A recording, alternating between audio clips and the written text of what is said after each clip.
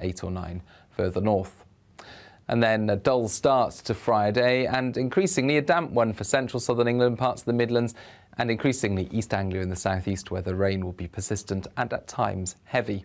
That clears through later in the afternoon, and following on, we've got a rash of showers across much of the country, interspersed by bright spells, but the showers, I think, merging to longer spells of rain for western Scotland, and then that moves through the rest of Scotland during the evening, as well as parts of northern England, the Midlands and eastern England. Clear spells return, and actually Friday's a cool-ish day with those clear spells overnight. Temperatures will drop further. I think by dawn, single figures in the countryside, 10 or 11 in main urban centres. Cloudy spells further west, but even here it will be mostly dry. It's really western Scotland where we're going to see some showers to start off the weekend. But in general, through Saturday, the cloud will build. So after that bright start, a cloudier afternoon, 1 or 2 showers, just about anywhere, but the most frequent downpours will be across Scotland. And then into Sunday, some more persistent wet weather in the north, followed by showers, highs of 23 degrees.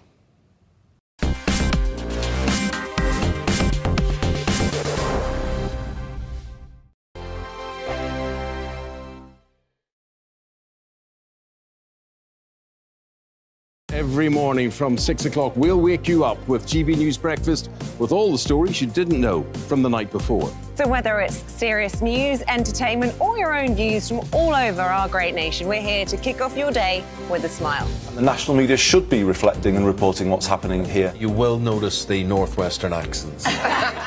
Whether you're with us on TV, radio, or online, every morning, it's breakfast from 6 a.m. Hope you can join us. On radio, they call it the drive time slot, 4 p.m. until 6 p.m. as listeners head home. It's that part of the schedule when the dust of the day's events begin to clarify, and we try to make sense of it for you. Brazier is drive time for radio and TV. It's fast, it's punchy, it's opinionated, there's a Brazier angle and a little bit of levity. That's the question. That's 2 questions, actually. That's Brazier, Monday to Thursday, 4 till 6 on GB News.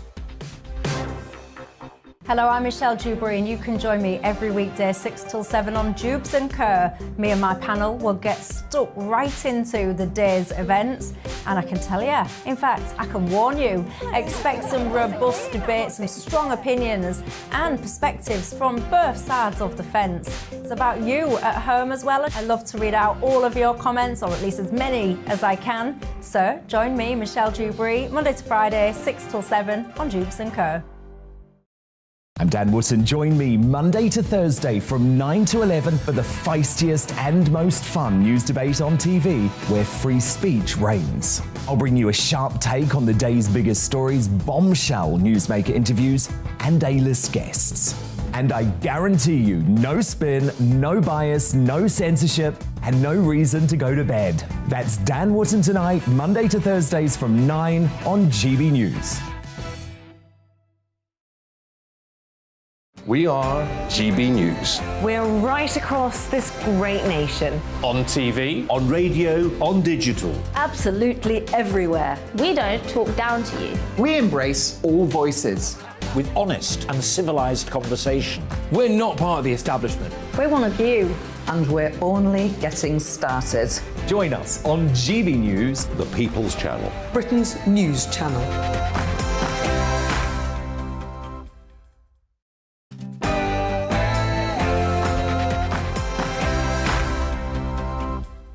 No spin, no bias, no censorship. I'm Dan Wootton tonight.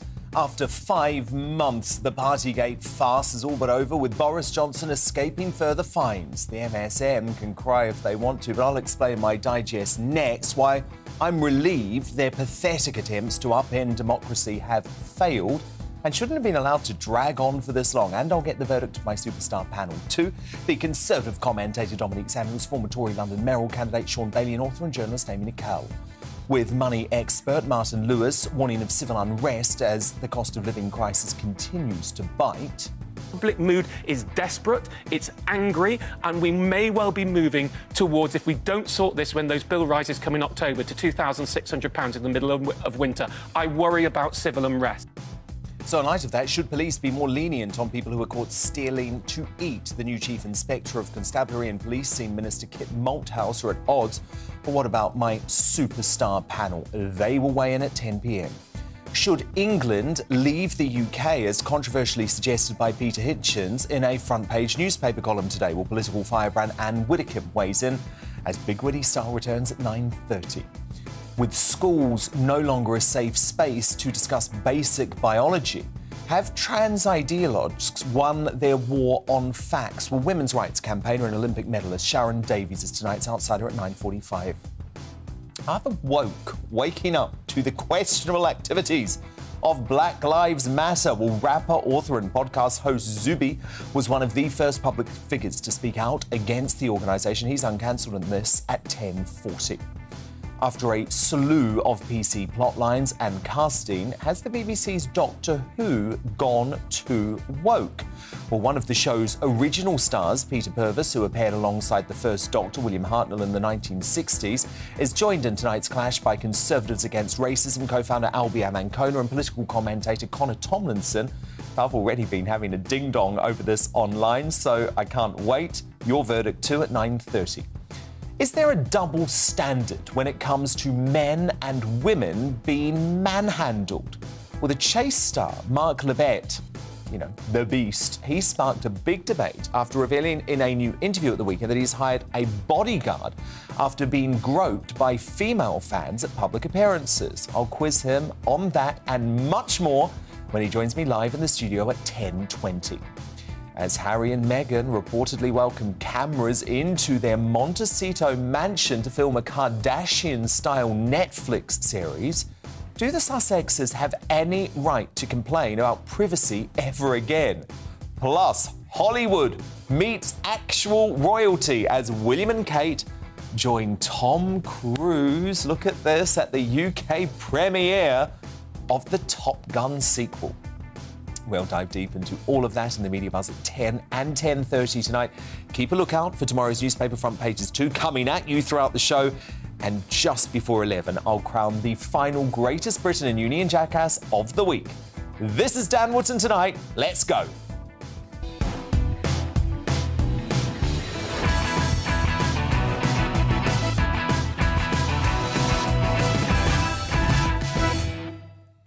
Just one thing first, though. I wanted to thank you tonight for not just watching us in record numbers on TV, which has seen us beat the establishment favourite Sly News in prime time, but for listening to us too. GB News Radio is officially the fastest growing radio station for UK audiences after just a couple of months. So radio listening figures released today tell us that 239,000 of you are listening to GB News every week, and over 1.5 million hours of GB News Radio has been listened to since we launched in January. And as ever, as always, it is all down to you for blocking out the noise and sticking with us since our launch nearly a year ago now, and I am forever grateful for that. By the way, if you haven't listened yet, it's actually very simple.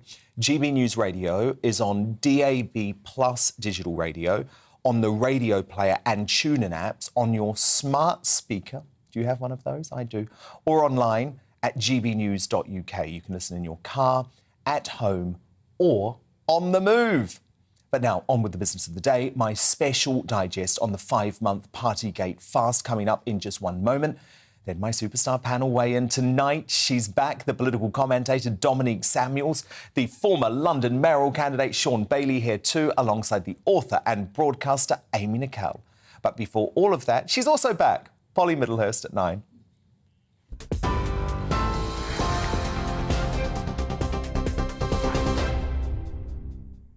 Dan, thank you. The top story tonight, the Prime Minister has been told he won't receive a second fine for breaching COVID laws.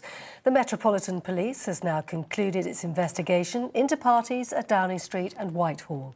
In total, 126 referrals have been made for fixed penalty notices and 83 people have received fines. The first deportation flights to Rwanda have been delayed until next month after campaigners launched legal action against the plan. The first 50 asylum seekers have been told they'll be flown to the East African country where they'll be housed in apartment blocks. Rwandan officials say they'll be free to come and go and won't be treated as prisoners. If their applications are successful, they'll then have to find their own accommodation. A Ukrainian prosecutor is seeking a life sentence for a Russian soldier in the first war crimes trial since Moscow's invasion. 21-year-old tank commander Vadim Shishimarin has pleaded guilty to the murder of an unarmed civilian. In court, he apologised to the victim's widow and asked for her forgiveness. Prosecutors say he fired several shots from a car after being ordered to do so. Meanwhile, Finland and Sweden say they'll address Turkey's concerns over their NATO ambitions, with discussions to continue in the coming days. The leaders are in Washington meeting President Biden, who says both countries meet all NATO requirements. He'll be submitting paperwork to the US Congress for a speedy approval, he says, if all 30 NATO members agree to the expansion. Here, the Joint Committee on Vaccines and Immunisation is now advising that all people over the age of 65 be offered a COVID booster jab this autumn. The UK Health Security Agency says the current view is that frontline workers and those in clinical risk groups should also be vaccinated. And as you've been hearing from Dan, the Duke and Duchess of Cambridge are attending the UK premiere of Top Gun Maverick. William and Kate joined the movie star Tom Cruise on the red carpet this evening in London's Leicester Square. He introduced them to the cast members in front of a model of a fighter jet from the film. The 59-year-old has reprised his role as the US Navy's Lieutenant Maverick more than 30 years after the release of the original film. He told reporters he has a lot in common with the Prince, apparently. Greatly admire them, their dedication to their country. They do so many wonderful things for so many people. You know, tonight it's also about, charity and giving back, and they're here celebrating the arts. And also, we have a lot in common. We love England, and the Duke and I were both aviators, so we love flying. On TV, online and on your radio via DAB+, you're with GB News. Now it's time to get back to Dan Wootton tonight.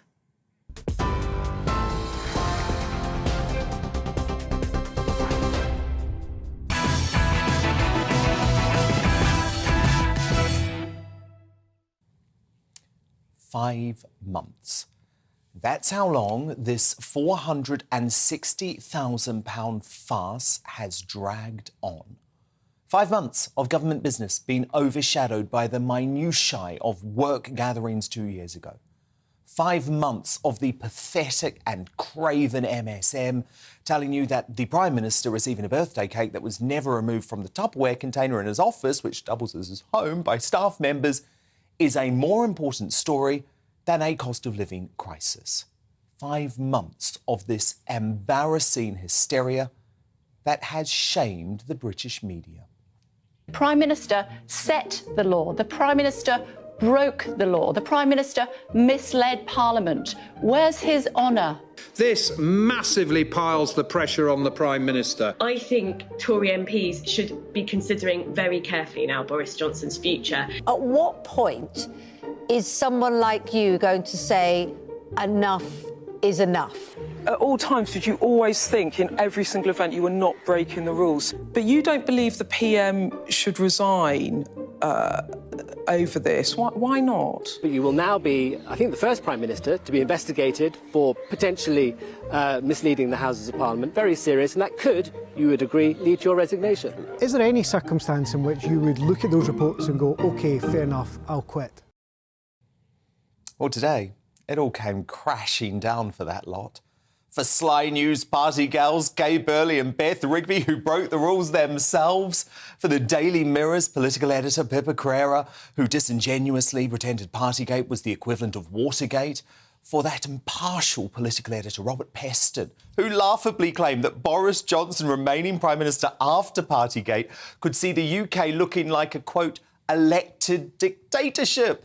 for the Boris-hating, Brexit-hating so-called journalists at the BBC, Channel 4 and ITV News, it all ended with a whimper. Despite the 5 months of hysteria, there would be a solitary fixed penalty notice for the PM, his wife and his Chancellor for the most pathetic of reasons. That presentation of a birthday cake between meetings at Downing Street. And my God, the media are devastated today. They could barely hide their disappointment during the coverage of the announcement from the Met Police, who botched this non-investigation from the start.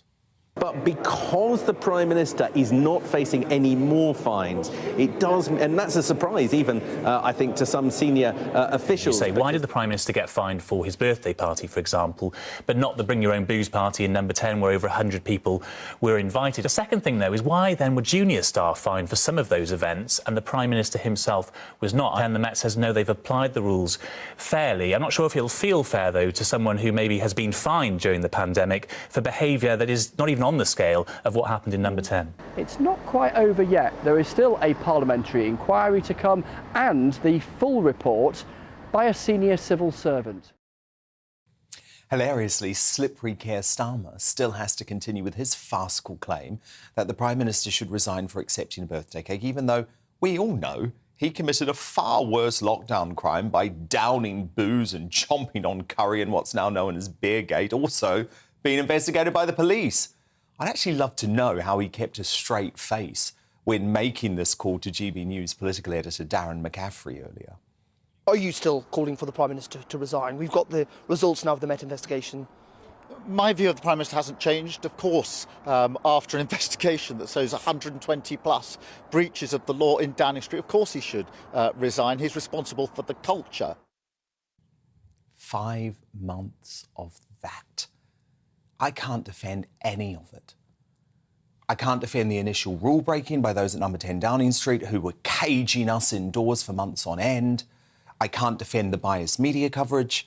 I can't defend the highly politicised investigation by the Met. I certainly can't defend the wasted £450,000 on the resource of 12 officers who should be solving crime in failed Sadiq Khan's lawless London rather than focusing on this farce.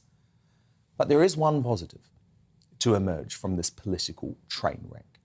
By far, the best thing about Partygate and Beergate is that if our so-called leaders ever think of stealing our freedoms, our civil liberties and our right to choose how we live again, we will all do one thing: tell them to go to hell.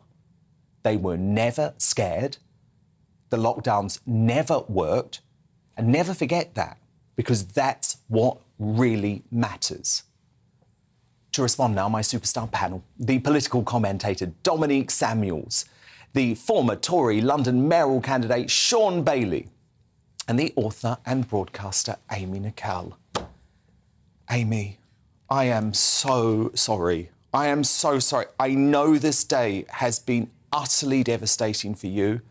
I know how sad you are. I know how sad Pippa is. I know how sad your mates Beth and Kay are. This was the last thing you ever wanted to see happen, wasn't it? I frankly wish they were my mates, because I think that'd be a fairly great dinner party, actually. The only thing that's a farce here... Well, they're good at those during lockdown, apparently. What has happened today, which is... It's been said that you can... So you don't accept the police legally attend an illegal party. I think until the Met can clarify what that means, and if you can just explain that a little bit, then we might be a little bit more satisfied with what's been said today. The fact is, we've got a Prime Minister who broke the ministerial code, broke the law. It's now been proven he did stand up and lie in Parliament about this particular issue. And how can you be happy with this? I can't believe it. The only farce that's going on... You're not coping with this, are you? You're not coping with this. I sat with you the night that story came out. So you don't accept the police decision? I thought you loved the Met. I thought you trusted their investigation completely. I think that we're still waiting for the most long-winded Sue Gray report to come out. And So now, OK, so you're pinning your hopes on that now. It's predicted to be concerning and surprising. What could be more surprising than what we heard that night with the wheelbarrow and the suitcase to Co-op? What could possibly have happened? And I am waiting for that, because I believe what has been said today is a farce, but it still remains that 126 PCNs have been handed out to one building, making Downing Street the most fined building during the lockdown. You've got no idea if that suitcase and fridge thing happened. You've got absolutely no idea. You just read whatever Pippa puts in front of you and you assume it's true. But you're happy to criticise Keir Starmer for drinking a beer and having dinner. No. You're missing what I criticise Keir Starmer for.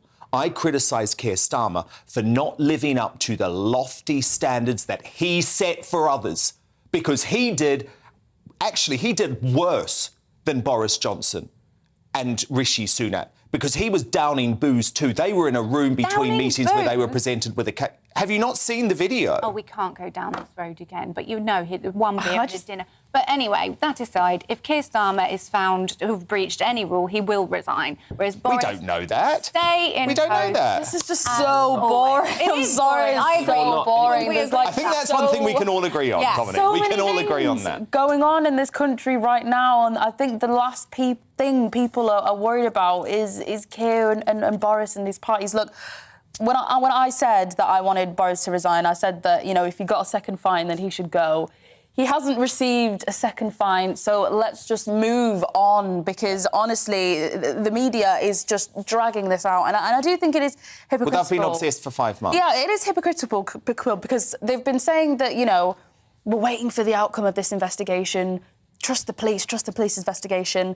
And then when the results have actually come out, you've got, you know, the likes of ITV and Sky News then carrying it on and basically implying that the results of the investigation aren't fair because they don't reflect what they think the results should have been. And I just think it's a disservice to the people that listen and watch them. I think there's a few important points here. One is the media has shown there's an anti-government bias. And particularly for the BBC, that's a real shame, because we pay for the BBC some £3 billion a year, hoping that we get a steady stream of, you know, unbiased news that clearly. But we don't, do we? We don't. That's gone. And I think that actually is a problem for the BBC going forward, because there's many people in the country who simply won't pay for that when they're given a choice to pay for it or not. Also, the real deep thing is Keir Starmer.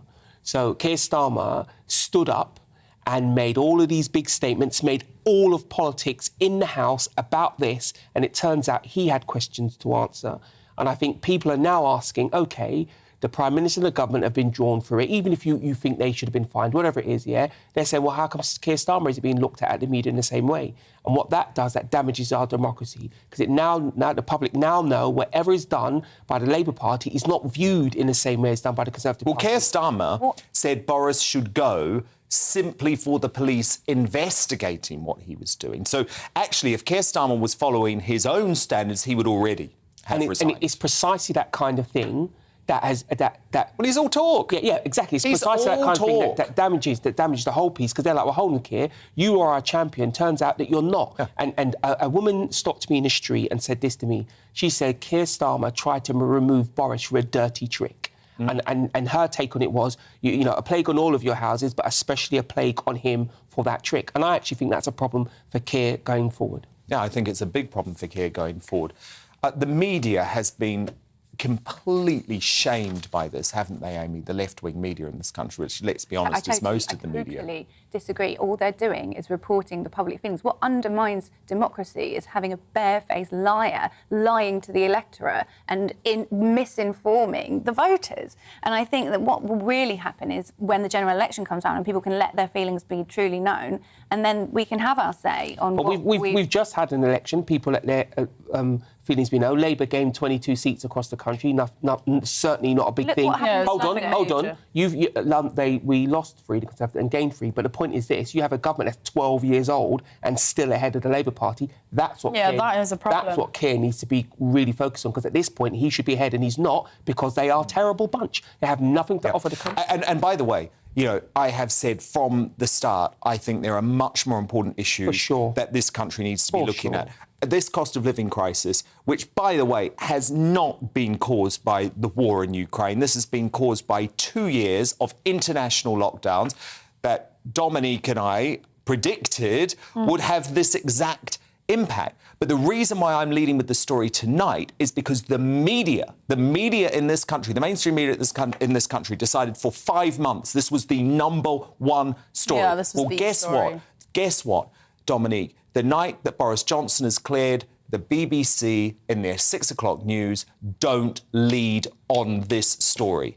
And that says it all. And that is the problem. And I think to some degree, we need media in this country that is to some degree anti-government. Not in the sense that it's attacking the government. Yes, they must question the government always. But they must question the government. They must Always. be sceptical of the government. As we do. But when you focus on things that people, quite frankly, don't care about as a way to score points, political points, that's when people start not believing the thing. Activists. Some of these reporters, they have been actively campaigning, Sean, to get rid of Boris. Let's be clear. Pippa Crerar at the Mirror she's not a journalist. She's a campaigner. She's a campaigner. She's campaigning for the left wing, and she's about to go and become the political editor for The Guardian, which actually is quite appropriate. Well, fair enough. The only thing I'd say is wear your colours on your sleeve. Tell people about it. Don't pretend you're a grown-up paper who analyses the goings-on of the country. You're not. You're campaigning. Indeed. And let people know that. Amy, I just need to check, are you going to be OK to get through the next 2 hours? Because you're not yourself today. I can see your shoulders are slumped, you look sad, you're despondent about this. But will you be OK? That's how you describe vegans. Will you be OK for the rest of the show?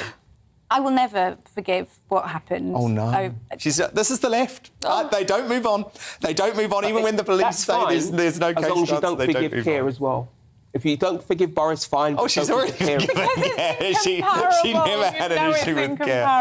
Amy Nicole, who's going to soldier on with Boris firmly in place at number 10, Sean Bailey and Dominic Samuels, my superstar panel tonight. But also coming up, is it time England poured cold water on the devolved nation's demands for independence by leaving the UK itself? Well, that's the controversial view of Peter Hitchens that has the nation talking. And political firebrand Anne Widdecombe joins me to give her verdict on it soon. But first, after a slew of PC plotlines and casting, has the BBC's Doctor Who gone too woke? Peter Purves, who starred alongside the first Doctor William Hartnell in the 60s, will debate that with Conservatives Against Racism co-founder Albiam Ancona and political commentator Connor Tomlinson in The Clash next. But I want to know what you think about this. I have a feeling I know, but I'm willing to learn. Dan at gbnews.uk on the email. Tweet me at gbnews. We've got a poll running there too. The results coming up in just a couple of minutes. Hello, I'm Aidan McGivern. Following a fairly bright day for many, it's fine at first overnight. There will be rain turning up in some places by dawn, becoming more extensive through the morning, and that then is replaced by showers as an area of low pressure towards the northwest gets ever closer.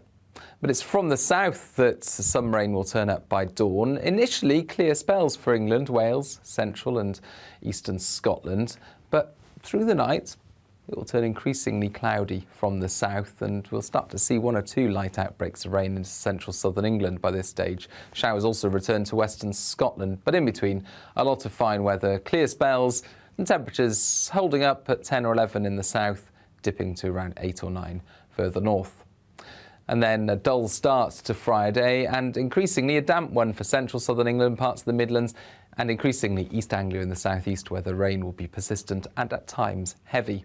That clears through later in the afternoon, and following on, we've got a rash of showers across much of the country, interspersed by bright spells, but the showers, I think, merging to longer spells of rain for western Scotland, and then that moves through the rest of Scotland during the evening, as well as parts of northern England, the Midlands and eastern England. Clear spells return, and actually Friday's a cool-ish day with those clear spells overnight. Temperatures will drop further. I think by dawn, single figures in the countryside, 10 or 11 in main urban centres. Cloudy spells further west, but even here it will be mostly dry. It's really western Scotland where we're going to see some showers to start off the weekend. But in general, through Saturday, the cloud will build. So after that bright start, a cloudier afternoon, 1 or 2 showers, just about anywhere, but the most frequent downpours will be across Scotland. And then into Sunday, some more persistent wet weather in the north, followed by showers, highs of 23 degrees.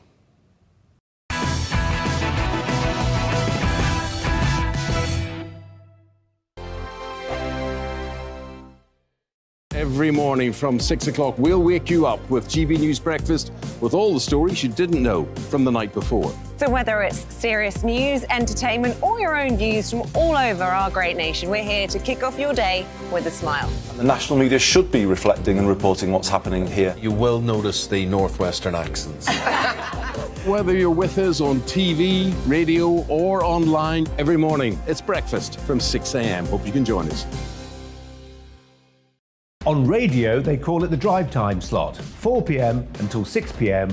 as listeners head home. It's that part of the schedule when the dust of the day's events begin to clarify, and we try to make sense of it for you. Brazier is drive time for radio and TV. It's fast, it's punchy, it's opinionated, there's a Brazier angle and a little bit of levity. That's the question. That's two questions, actually. That's Brazier, Monday to Thursday, 4 till 6 on GB News.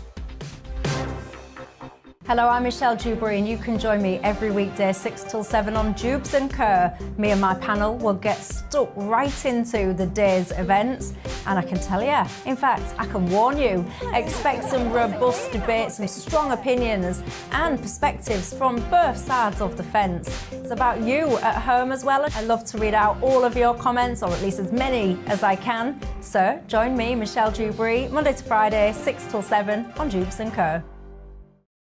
I'm Dan Wootton. Join me Monday to Thursday from 9 to 11 for the feistiest and most fun news debate on TV, where free speech reigns. I'll bring you a sharp take on the day's biggest stories, bombshell newsmaker interviews, and A-list guests.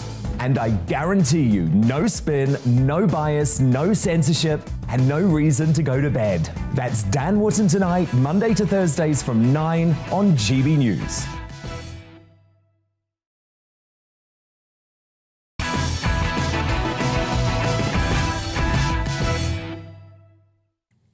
Anne Widdecombe and Sharon Davies still to come this hour, but first it's time for The Clash. Now, the Doctor, the lead character in the Doctor Who series, is a time-travelling alien who is not bound by the physical world. Yet the BBC, intent on bringing it all down to identity politics. This week, it was revealed that transgender actress Yasmin Finney will join the show as the Doctor's new companion, hot on the heels of their announcement that actor Ncuti Gatwa will become the first black lead of the show.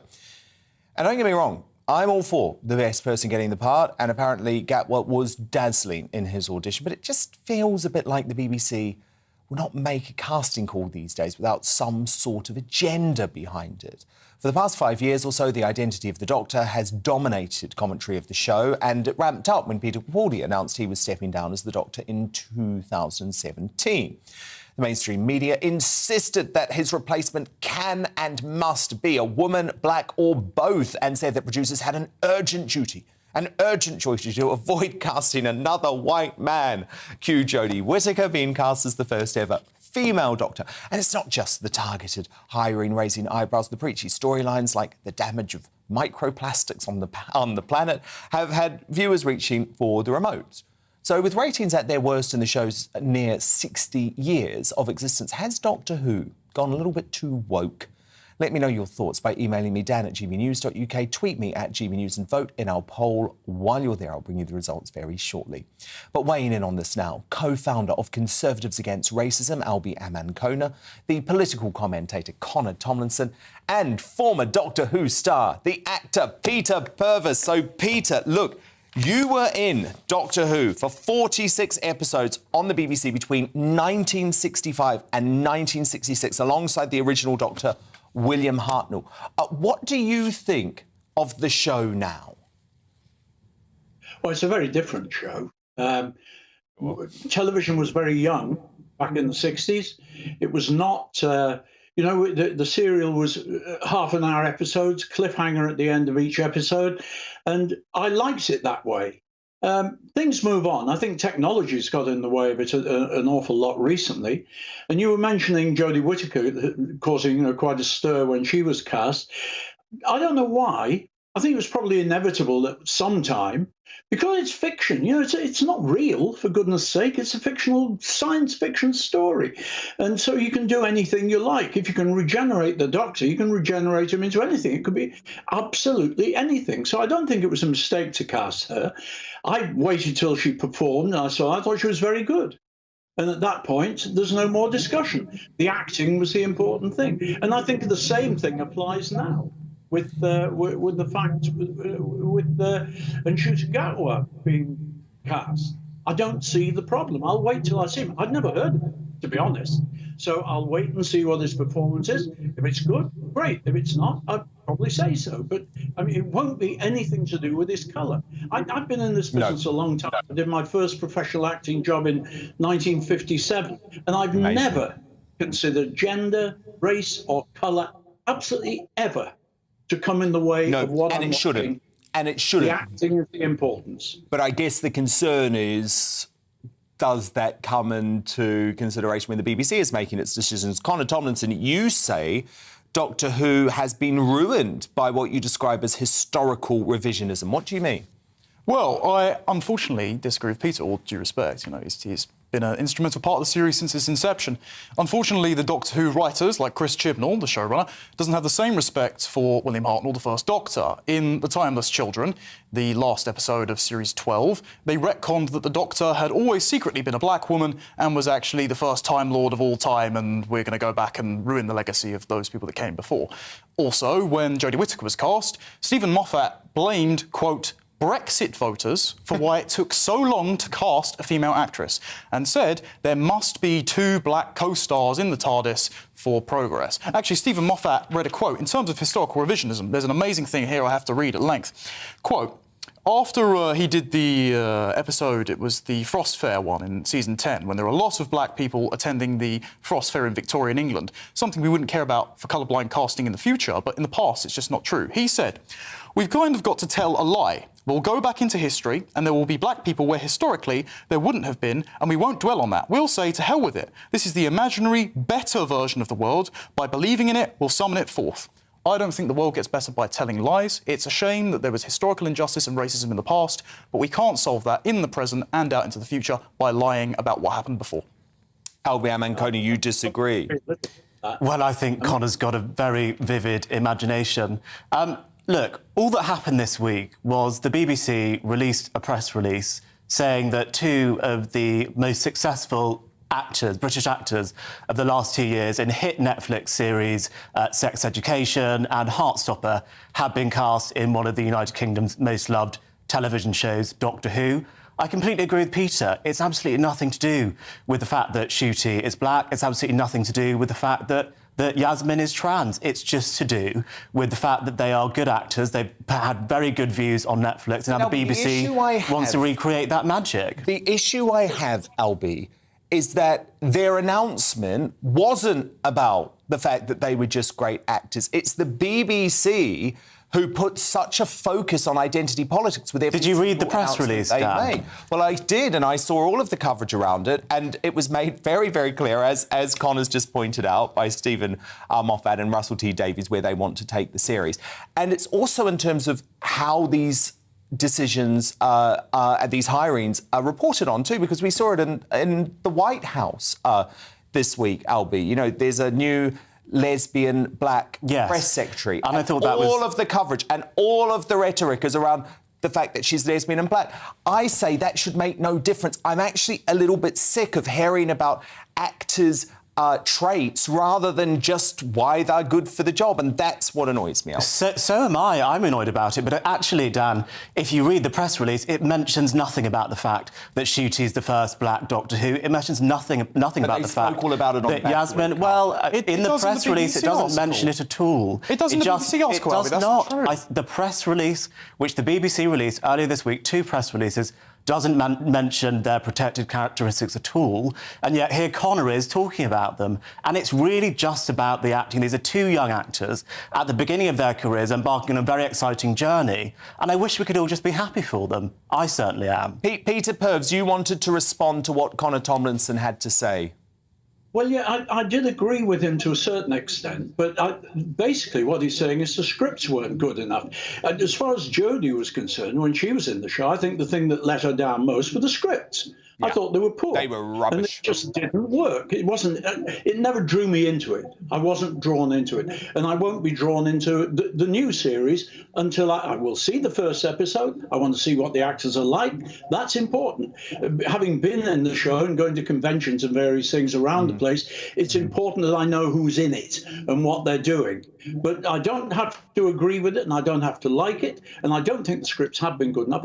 I've got a sneaky feeling with Russell T Davies back in the driving seat, we might get scripts that might be a little bit better. I see you shaking your head. Connor Tomlinson, isn't the whole reason that the scripts were so bad is because there was a desperation to include all of these woke social issues rather than actually just thinking, what's a good story to tell? Exactly. Jodie Whittaker's first season focused entirely, as we said before, on historical revisionism. They were all period dramas going back into the past, beating the British audience over the head about American racism or colonialism and how they were all implicated in the historical injustices of the past.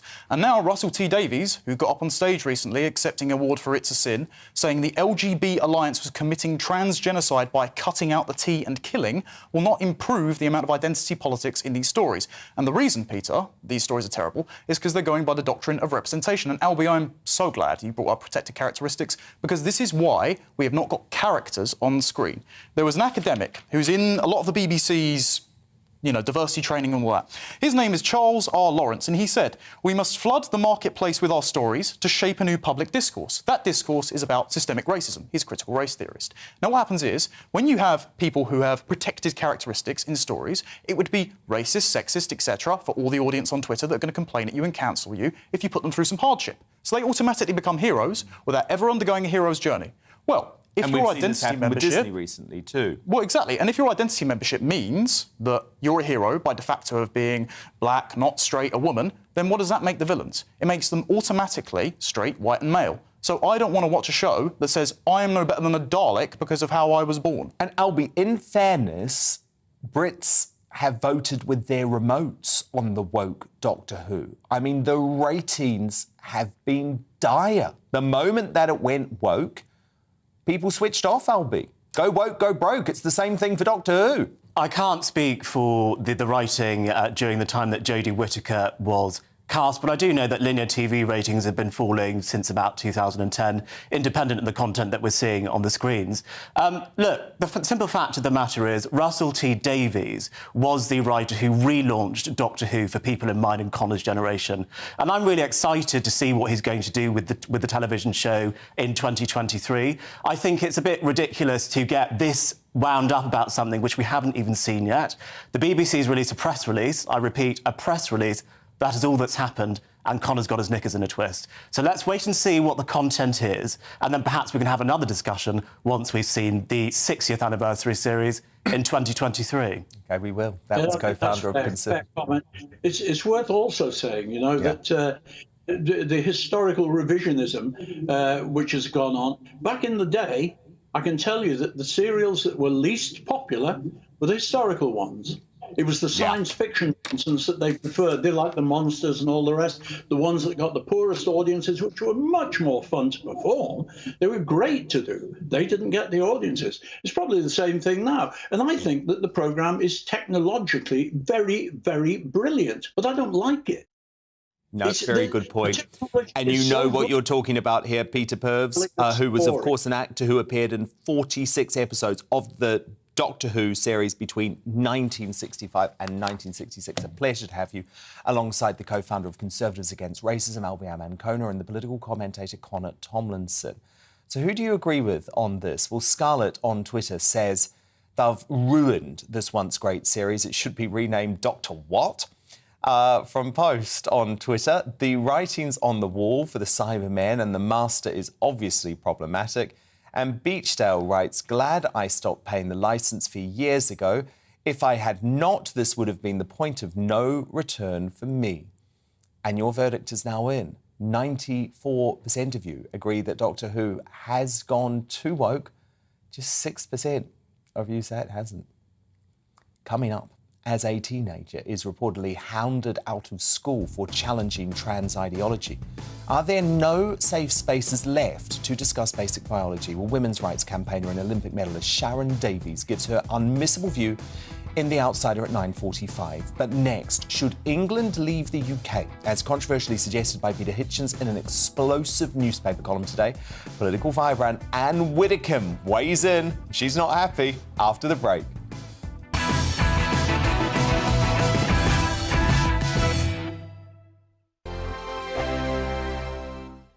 Every morning from 6 o'clock, we'll wake you up with GB News Breakfast with all the stories you didn't know from the night before. So whether it's serious news, entertainment, or your own views from all over our great nation, we're here to kick off your day with a smile. The national media should be reflecting and reporting what's happening here. You will notice the northwestern accents. Whether you're with us on TV, radio, or online, every morning, it's breakfast from 6 a.m. Hope you can join us. On radio, they call it the drive time slot, 4 p.m. until 6 p.m. as listeners head home. It's that part of the schedule when the dust of the day's events begin to clarify, and we try to make sense of it for you. Brazier is drive time for radio and TV. It's fast, it's punchy, it's opinionated, there's a Brazier angle, and a little bit of levity. That's the question. That's two questions, actually. That's Brazier, Monday to Thursday, 4 till 6 on GB News. Hello, I'm Michelle Dewberry, and you can join me every weekday 6 till 7 on Jubes and Kerr. Me and my panel will get stuck right into the day's events, and I can tell you, in fact, I can warn you, expect some robust debates, some strong opinions and perspectives from both sides of the fence. It's about you at home as well. I love to read out all of your comments, or at least as many as I can. So join me, Michelle Dewberry, Monday to Friday, 6 till 7 on Jubes and Kerr.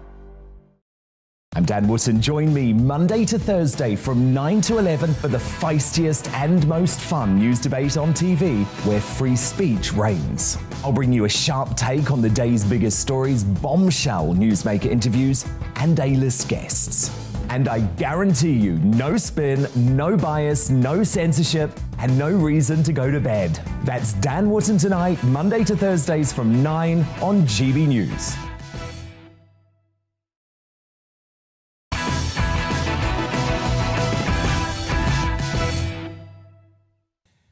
Sharon Davies and Zubi coming up, but it's now time for Big Witty Style with political firebrand Anne Widdecombe.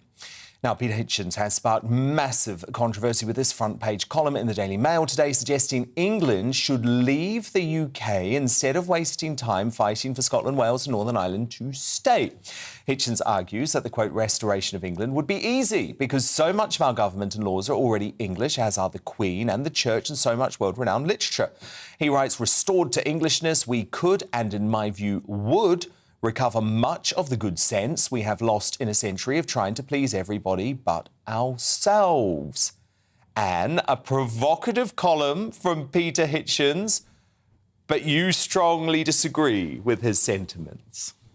Well, look, I've got a lot of time for Peter Hitchens. He wages a wonderful war against drugs. He's one of the very few journalists who do, and I'm always grateful for that. But I have to say that if this isn't a tongue-in-cheek article, then I think he's lost his marbles. It's not. He's deadly serious, Anne. I can hardly believe that he is deadly serious. I think he's being deadly provocative, which Peter Hitchens enjoys doing. But I mean, the idea that there would be any United Kingdom at all if England withdrew, which is very much the major part of the United Kingdom, I think is very far-fetched. You've got to ask what would happen. You know, would Wales and Scotland still, and Northern Ireland still be a United Kingdom? Well, I think the answer is no. So he's not talking about England leaving the United Kingdom. He's talking about doing away with the United Kingdom, but doesn't quite want to say that. So I think this is just a lot of nonsense. I really do. Why do you think the Scots voted against independence? Because they knew they couldn't do without us. Do you think there need to be more voices, Anne, like Peter today, though, standing up for England? Oh, I'm all for standing up for England, but I'm also a great believer in the United Kingdom. That is why I am so critical of Boris. over what is going on in Northern Ireland at the moment, and in the deal that he signed, and he signed it, and he was warned fairly as to what would happen. I'm a great believer in the United Kingdom, and we draw huge strength from each other, and we do very well, and we are doing even better since we've left the EU. I don't think this is the moment to break up into small parts. No, indeed it's not. I guess, and those a lot of people in England start to get fed up when we get the constant abuse from the SNP, from Sturgeon, from Plaid Cymru, from Sinn Féin, when we know how much we bankroll the economy of those nations. And of course we want them to remain part of the United Kingdom, but there's a certain lack of gratitude coming from the nationalist parties, and to say the least.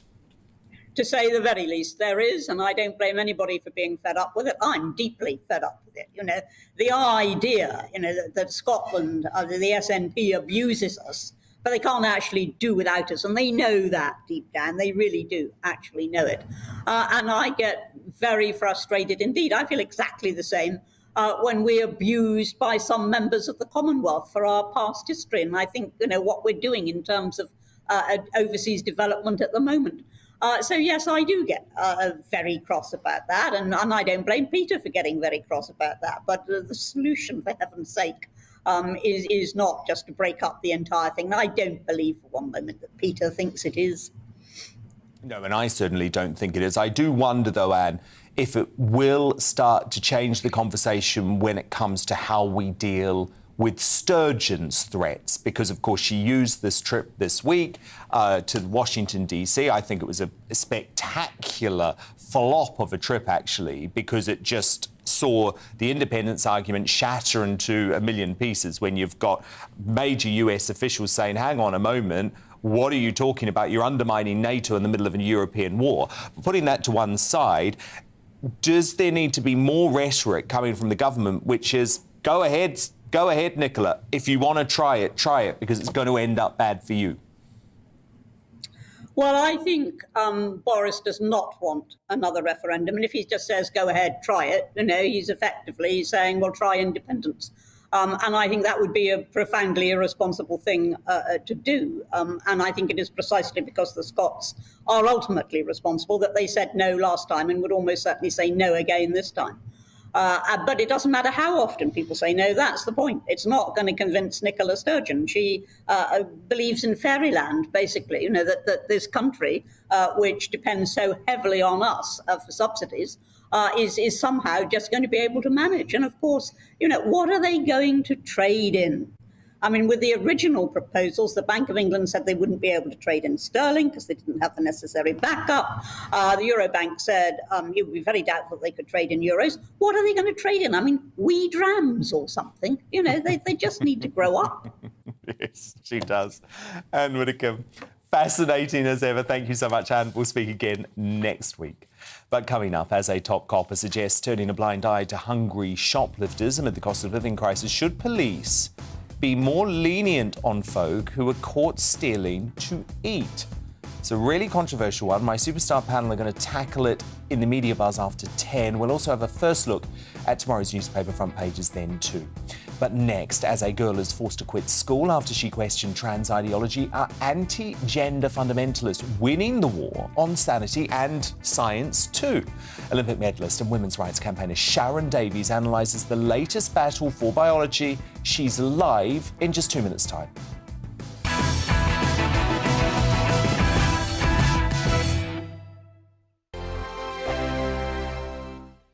Every morning from 6 o'clock, we'll wake you up with GB News Breakfast with all the stories you didn't know from the night before. So whether it's serious news, entertainment, or your own views from all over our great nation, we're here to kick off your day with a smile. And the national media should be reflecting and reporting what's happening here. You will notice the northwestern accents. Whether you're with us on TV, radio, or online, every morning, it's breakfast from 6 a.m. Hope you can join us. On radio, they call it the drive time slot, 4 p.m. until 6 p.m. as listeners head home. It's that part of the schedule when the dust of the day's events begin to clarify, and we try to make sense of it for you. Brazier is drive time for radio and TV. It's fast, it's punchy, it's opinionated, there's a Brazier angle and a little bit of levity. That's the question. That's two questions, actually. That's Brazier, Monday to Thursday, 4 till 6 on GB News.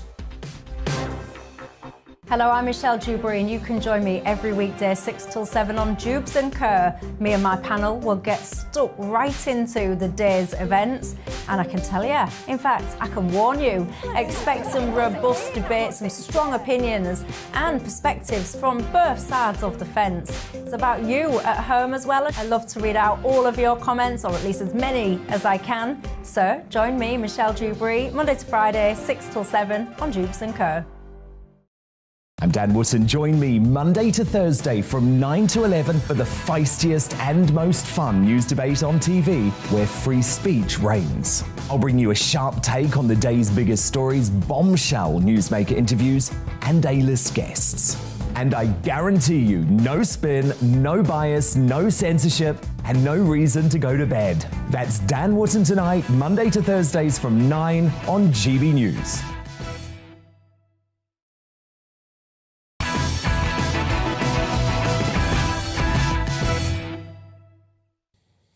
A first look at tomorrow's newspapers coming up after 10, but Olympic medalist Sharon Davies is tonight's outsider. And J.K. Rowling has defended a girl reportedly hounded out of school for questioning trans ideology. The Times reported this week that an unnamed sixth former quit school after being spat and screamed at by a mob of pupils simply because she had challenged a visiting speaker who doubted biology's significance when defining women. This worrying incident comes hot on the heels of several of our politicians being unable to say women can't have a penis and the raging debate around trans women in sport. Now, Sharon Davies, your brave efforts to protect women's sport have seen you suffer hideous, absolutely hideous abuse. But when this enters into schools, this is a real battle now, isn't it, to maintain not just sanity, but also science. Yeah, it's the science side of it that really worries me. You know, we should be teaching in school facts and as you say, science, and biology is one of those sciences. Sex is immutable. There are only two sexes, a male and a female. One produces a large gamete, one produces a small gamete. We need one of each to reproduce, and that is the truth. And the fact that, you know, the story that you mentioned then has so many things that are wrong with it. One, that a whole school of girls believes that that's not the case. Another one is that someone was invited into the school to tell them that sex doesn't exist. And the worst one is the fact that, you know, free speech is allowed in this country. And for a sixth former who just wanted to debate this subject, she was hounded by 60 other kids, you know, other teenagers, because I presume most of them were sixth formers as well, and spat at and bullied out of her school for having her opinion, which legally she's totally entitled to. That's really worrying, you know, that was allowed to happen in a school in Great Britain. Well, exactly, because what message, Sharon, does that send to every other young woman at school? We know what the message is. Zip it. Don't say a thing, stay quiet, don't like tweets from Sharon Davies, don't retweet J.K. Rowling, because if you do, we're going to come for you. And it's chilling. Yeah, I think it's really chilling for them, you know, for the young girls, to be honest with you. You know, we've had a massive increase in transgender, gender dysphoria in young girls, a 4,000% increase, which is just phenomenal. Now, that isn't people that have gender dysphoria. That is a form of gender contagion that's going on inside of schools. So because we're now working so hard on narrowing stereotypes, you know, and this comes from reality TV, from people thinking that if you're a female, you have to look like Kim Kardashian, where you can be female and look like anything. You know, that's the whole point. I grew up in the 80s where my parents told me I could be anything I wanted to be. And I spent most of my youth with short hair, smelling of chlorine, training with the boys or up a tree. You know, and I would have been nowadays told that I was a boy. I was never a boy. I just liked to do kind of boyish things, which was absolutely fine. but we've lost that ability for people to be whatever they want to be inside of the actual sex that they are. We seem to have to box everybody and narrow our stereotypes, which to me seems to be incredibly regressive, not progressive. Well, I think you've just hit upon a key point, Sharon, that 4,000% statistic, because I had Cara Bell on the show earlier this week, someone who J.K. Rowling has also praised as being an absolute hero of this movement to protect female rights. And of course, she was one of those statistics, Sharon. She was told that because she was having these feelings, she must be a boy, and she went through the puberty blockers, she went through the double mastectomy, and actually, she was a lesbian woman. And she was a lesbian woman all alone with her hormones exploding.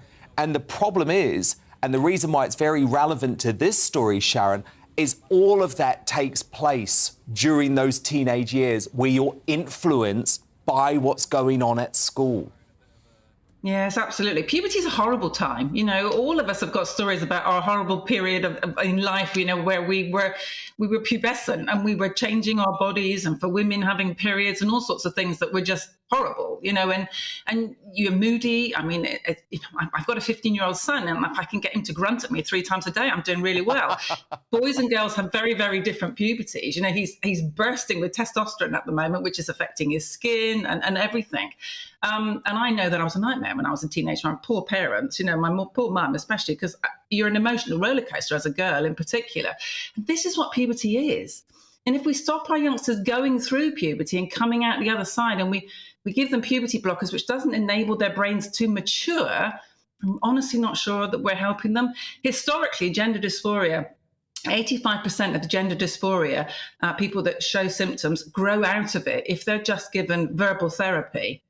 But nowadays, with puberty blockers, that's not the case. And once you put young people on cross-sex hormones, particularly girls, when they're given testosterone, it's very difficult. You know, as with Kira, as Kira explained, you can't reverse that wholeheartedly.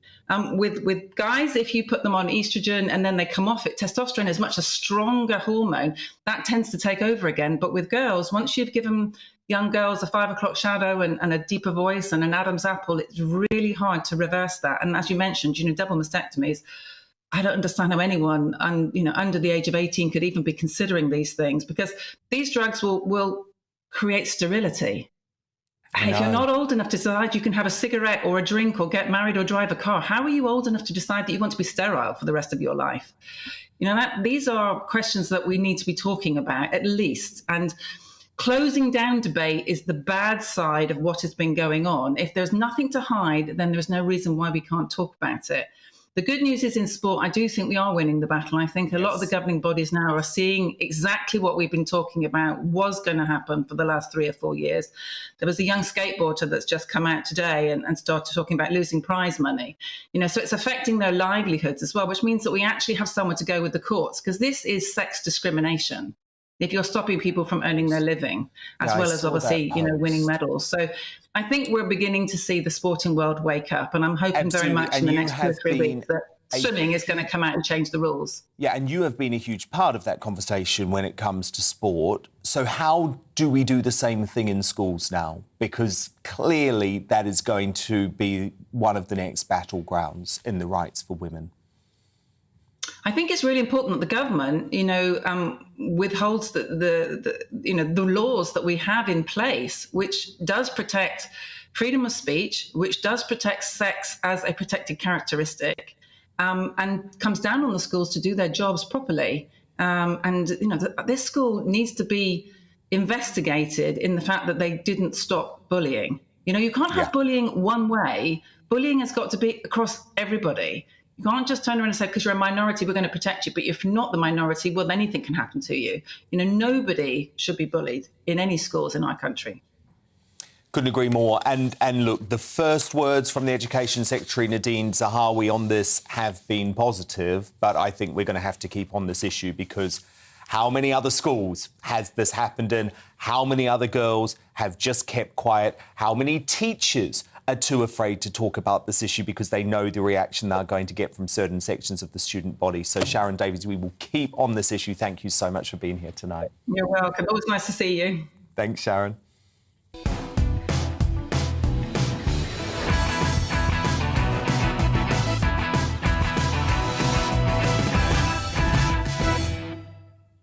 It's 10 p.m. I'm Dan Wootton. Tonight, as financial expert Martin Lewis issues a chilling warning of civil unrest sparked by the cost of living crisis. Public mood is desperate, it's angry, and we may well be moving towards, if we don't sort this when those bill rises come in October, to £2,600 in the middle of winter. I worry about civil unrest. Should police be more lenient on people who are caught stealing to eat? The new Chief Inspector of Constabulary thinks so. But Policing Minister Kit Malthouse says the law should be blind. But what do my superstar panel reckon? Conservative commentator Dominique Samuels, former Tory London mayoral candidate Sean Bailey and author and journalist Amy Nicol join me to debate next. Also in a few moments and throughout the rest of the show, as the Met Police finally conclude their investigation, we'll take a look at how tomorrow's newspapers react to Boris Johnson escaping further Partygate fines. Some will be vindicated for standing by the PM, others not so much. But at least we can all celebrate that the end of this long 5-month scandal seems nigh. Plus, I'll ask if the winding down of Partygate is bad news for Beer Starmer, as my panel make their nominations for the final Greatest Britain and Union Jackass of the Week just before 11. Is there a double standard when it comes to men and women being manhandled? Will the Chase star Mark Labbett, aka The Beast, sparked a big debate in a new interview where he revealed he's hired a bodyguard after being groped by fans at public appearances. I'll quiz him on that and so much more live in the studio at 10:20. Are the woke waking up to the questionable activities of Black Lives Matter? One of the first public figures who attempted to expose this sketchy organisation, the rapper, author and podcaster Zubi, is uncancelled at 10:40. And as Harry and Meghan reportedly welcomed cameras into their Montecito mansion to film a Kardashian-style Netflix series, do the Sussexes have any right to complain about privacy ever again? Plus, you wouldn't like her when she's angry or at all. In fact, Marvel superfans are up in arms at their latest Disney series, She-Hulk, which they claim is a load of woke pandering. What do you reckon? Do they have a point? Transformations are triggered by anger and fear. Those are like the baseline of any woman just existing. We'll smash through all those topics in the Media Buzz at 10:30. A big final hour of the week ahead. But first, the news headlines at 10 with Polly Middlehurst.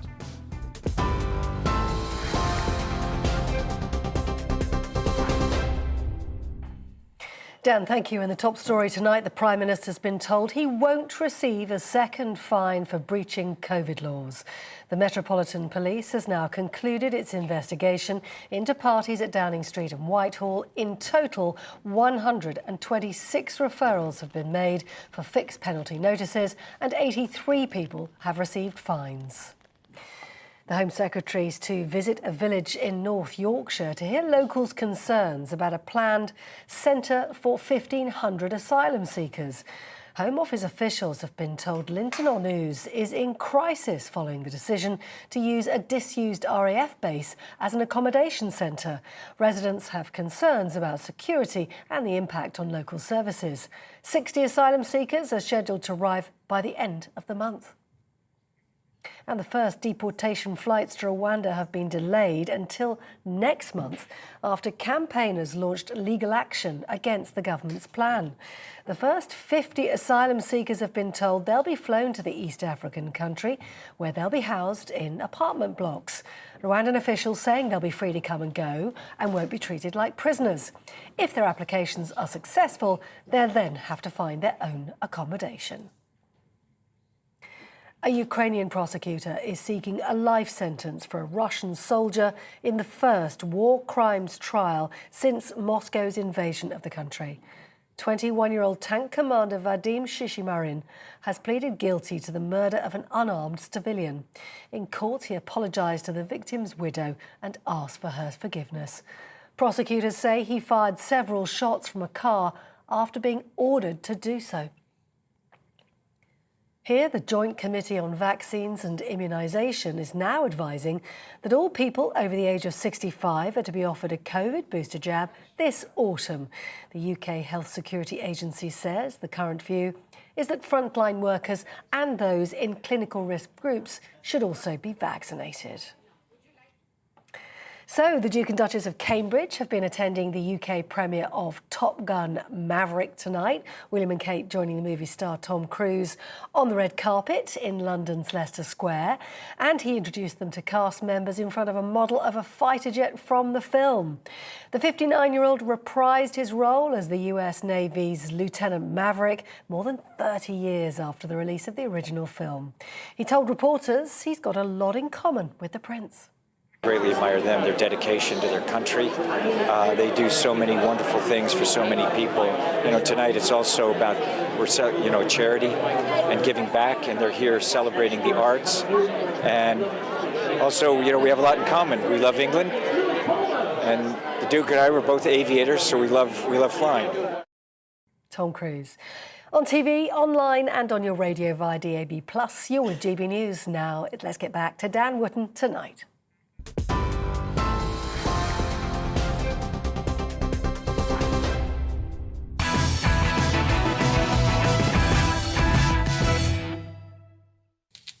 Tomorrow's News Tonight now in our Media Buzz. And let's kick off with the front page of the Daily Telegraph lead with Sue Gray demanding that key players in the Partygate scandal are named in her report after the Metropolitan Police closed its investigation without revealing who had been fined. She is expected to criticise senior politicians and her fellow civil servants when her findings are revealed as soon as next week. The Evening Standard leaves on Rishi feeling the heat on cost of living. The Chancellor has been urged to act now to help cash-strapped families. A poll showed Labour taking a 15-point lead over the Tories. I'm very excited, by the way, to look at the new tube line, which now includes the Elizabeth Line. That's a bit weird, isn't it? It's the Elizabeth Line. But it's very exciting because it's outside London. You've got Reading on there. It's just absolutely brilliant. Essex. And the tube map, the London tube map, is internationally famous, of course. And the Metro celebrates Joe and Jess Thwaites, who have gone public after winning a record-breaking £184 million in the Euro Million jackpot in a lucky dip they bought the day before. Do you know what? I mean, I'm absolutely delighted for these two, Joe and Jess, and I watched their interview with Dermot O'Leary today, and I thought, good on you. I'd be wearing a mask. But why the hell do you go public? You don't have to go public. You don't have to do that. I'd just pocket the 184 million, live a great life. Bizarre decision, but good on them. Congratulations. You're going to have a lot of people asking for some cash. My Superstar panel back with me now, the political commentator Dominique Samuels, the former Tory London mayoral candidate Sean Bailey, and the author and broadcaster Amy Nicole. Now, as the country buckles under the cost of living crisis, Rishi Sunak is facing a Tory mutiny over tax cuts as his cabinet colleagues demand urgent action. The Chancellor yesterday used a speech at a Confederation of British Industry event to indicate business tax cuts are coming in his autumn budget, but made no such promise for personal taxes. It's causing discontent in the Conservative ranks, with Foreign Secretary Liz Truss and the Scottish Secretary Alistair Jack publicly calling on Rishi to do more, with one Tory telling the Telegraph a cost of living tsunami is coming. As Brits struggle to pay for essentials, new Chief Inspector of Constabulary Andy Cook has warned that the crisis will trigger an increase in crime. Speaking to The Guardian, he said there's always individual cases where you can use your discretion that doesn't necessarily result in prosecution, but is dealt with in the best way possible. And the shoplifting one is a good example. There is a difference between a first-time offender who steals bread, cheese or milk to eat and someone stealing to feed an addiction. Police are there to help people in extreme need. That's why we joined. We can signpost them to a food bank or help like that. He was, however, slapped down by Policing Minister Kit Malthouse, who accused Mr Cook of old-fashioned thinking. A lot of respect for Andy Cook. He's a fellow Scouser. We get on very well, but I'm afraid I find it a bit old-fashioned thinking. We first of all believe that the law should be blind, and police officers should operate without fear or favour in the prosecution of the law. But secondly, also that it's not quite right to say that as the economy fluctuates, so does crime. I wrote to chief constables just a year or so ago saying that they should not be ignoring those small, seemingly small crimes. So as the headlines get bleaker and inflation hits a 40-year high, money-saving expert Martin Lewis has warned desperate Brits might go even further than shoplifting. Hope is Boris Johnson, which may surprise people. But I say that because I think he's an instinctive populist politician who can see what's going on. Rishi's more theoretical. He wants to balance the books in the long run. But your analysis will be better than mine. But I think that Boris Johnson, the one thing that's kept him where he is being able to understand and read the public mood. And as we're on here, it's a political program. The public mood is desperate, it's angry, and we may well be moving towards, if we don't sort this when those bill rises come in October, to £2,600 in the middle of winter. I worry about civil unrest. So, with all of that going on, should the police be more lenient on people who are caught stealing to eat during the cost of living crisis, Dominique? I think Martin Lewis is completely right. I think that if the government doesn't get a hold of this and quickly, if they don't start reading the room, there is a real risk of public unrest. I just think that's a fact.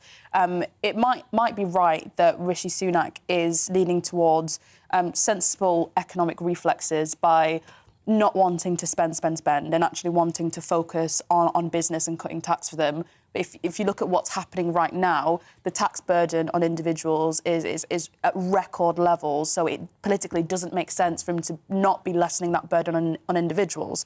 But on the other hand, the idea that this warrants us being more lenient on crime, I don't think is the correct approach, and I don't think it sends the right message, because poorer people are more likely to be victims of crime. So if you're inadvertently encouraging people to commit crime by saying that, let's be more lenient on these people, what you're going to find is that individuals and bad faith actors are going to take advantage of this and then go on to steal from maybe smaller shops where it's easier to get away with things like that, which will then have a knock-on effect for those people that are tasked with feeding their families as well.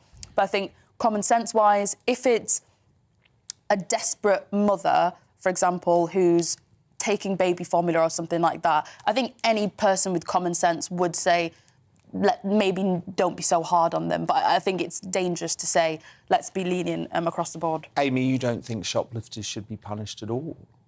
I think that what Andy Cook said today makes absolute sense. You love common sense, you talk about it all the time. So let's use it. I don't think this is common sense. In this context. I remember I was thinking today about a time when I used to work at Sainsbury's or Wootton, and we encountered a lot of shoplifters there, and sometimes it would be women literally stealing baby formula. And those people are not criminals, they're victims. They're victims of poverty. I can't actually believe we're in a situation they are where criminals we're too. Discussing people stealing because they're hungry in 2022. But what about people who are stealing from the local corner shop? That's where that that's corner the shop point. is on their knees and barely surviving. Look, the problem here is manifold. Andy Cook is wrong. He's entirely wrong. Here's the deal. For instance, we've been told to buy British. This is the opposite of buying British. It's to punish British business. And before you sit in your house and think, well, they can afford it, I want you to go into your local corner shop and ask your grocer how much stock he could afford to lose before he'd have to close up. That's the kind of question you have to ask. And the other piece as well is this, right? How do you get the genie back in the bottle? Bad faith actors, people who need to steal for what we'd all see are reasonable reasons, how do you get that back to the bottom once we're past this point? If We're we want so to help weak people, on crime in this country. It's drugs, now it's going to be shoplifting, and Amy, you just think that's the right approach? I think we need to take a step back and look at why people are being driven. But you literally say crime and punishment is old-fashioned. What do you mean? I don't think it's as black and white as that ever. Before you have crime, you have a multitude of causes and reasons that is resulting in what could be perceived as a crime. So how do you deal with shoplifters? Majority of the time, how do you deal with shoplifters? Majority of the time, you make it so that you have a society where people aren't driven to shoplift because they have a standard of living. But that's utopia. That doesn't exist. It doesn't exist in any society in the world. Of course, it can very easily exist, and I think it's really interesting why we're talking about these people and stealing. Do you not think that's idealistic? When we have a government who have let the COVID fraud, which was stealing, completely slide and are doing nothing about that. So it suggests that there's a problem here, isn't there? Seems like you want a lawless society, though. You'd get on well with Sadiq Khan. I think There's a matter of principle here, and it seems that those at the very top can get away with stealing. Hold on. Whereas those at the very bottom... I would argue we actually already have a very soft legal system, by the way, and a soft justice system. If it's your first time stealing and you're in trouble, the chances of you actually being charged are so low. We're too soft on crime in this country. Again, that's where Andy Cook is wrong, because he talked about the discretion of the police. This would put the police under such pressure, because if one copper thought, you know what, we should let this go, and another copper didn't, when that other person's standing in court, they'll just point to what went on. The coppers would be under mad pressure. Yeah. What you have to do is make sure the law is the same for everybody across the country. It's applied, We have a mechanism. With Kit Malthouse, the law has to be blind. Yeah. It has to be. We have a mechanism for dealing with people gently. Our legal system. If you come to court, as you've just said, Dan, it's gentle. You'll be dealt with very, and it's especially gentle for first-time In reality, very rarely do the police even attend shoplifting. It's very much... Of course, exactly. Shoplifting is close to legal in this country already, so the last thing we need to do is encourage shoplifting anymore, believe me. Now, this is sensational. Last night, the former US President George W. Bush made what could be considered, I reckon, the most epic Freudian slip in political history when he accidentally confused the invasion of Ukraine for America's invasion of Iraq. Look. And the decision of one man to launch a wholly unjustified and brutal invasion of of Ukraine. Iraq, too. Anyway, 75.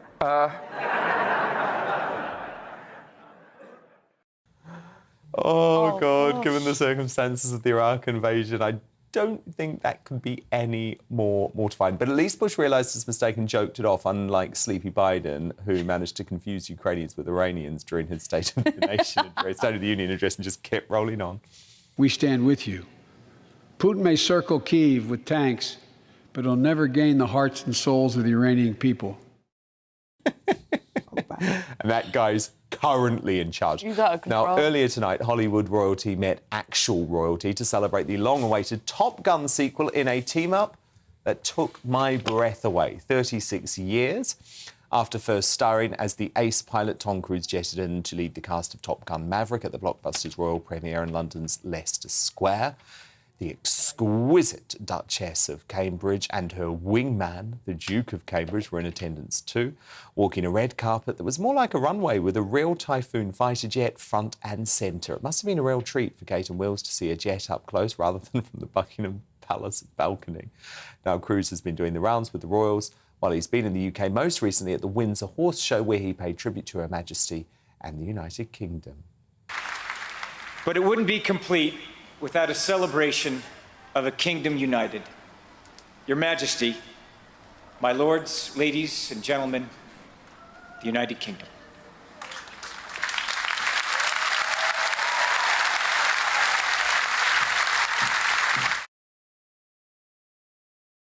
Well, Tom, as Iceman says to Maverick in the 1986 original, you can be my wingman anytime.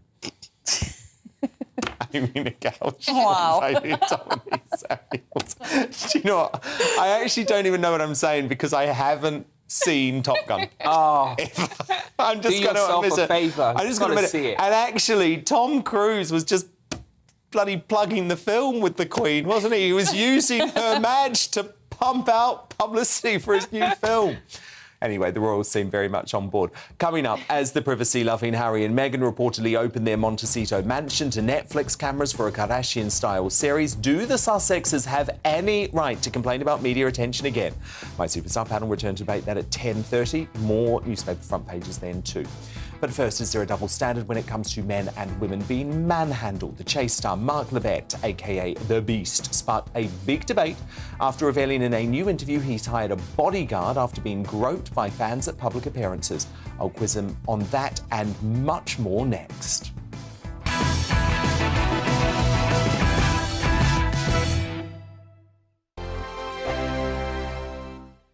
Every morning from 6 o'clock, we'll wake you up with GB News Breakfast with all the stories you didn't know from the night before. So whether it's serious news, entertainment, or your own views from all over our great nation, we're here to kick off your day with a smile. And the national media should be reflecting and reporting what's happening here. You will notice the northwestern accents. Whether you're with us on TV, radio, or online every morning, it's breakfast from 6 a.m. Hope you can join us. On radio, they call it the drive time slot, 4 p.m. until 6 p.m. as listeners head home. It's that part of the schedule when the dust of the day's events begin to clarify, and we try to make sense of it for you. Brazier is drive time for radio and TV. It's fast, it's punchy, it's opinionated, there's a Brazier angle, and a little bit of levity. That's the question. That's two questions, actually. That's Brazier, Monday to Thursday, 4 till 6 on GB News. Hello, I'm Michelle Dewberry, and you can join me every weekday 6 till 7 on Jubes and Kerr. Me and my panel will get stuck right into the day's events, and I can tell you, in fact, I can warn you, expect some robust debates, some strong opinions and perspectives from both sides of the fence. It's about you at home as well. I love to read out all of your comments, or at least as many as I can. So join me, Michelle Dewberry, Monday to Friday, 6 till 7 on Jubes and Kerr. I'm Dan Wootton. Join me Monday to Thursday from 9 to 11 for the feistiest and most fun news debate on TV, where free speech reigns. I'll bring you a sharp take on the day's biggest stories, bombshell newsmaker interviews, and A-list guests. And I guarantee you, no spin, no bias, no censorship, and no reason to go to bed. That's Dan Wootton tonight, Monday to Thursdays from 9 on GB News.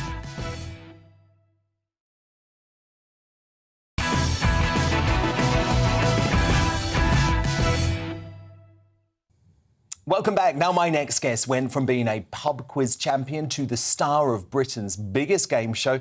And it's safe to say he is a formidable beast. Mark Labbett has been striking fear into the hearts of contestants on ITV's The Chase since it started in 2009, becoming an overnight fan favourite with his savage comments and encyclopedic knowledge.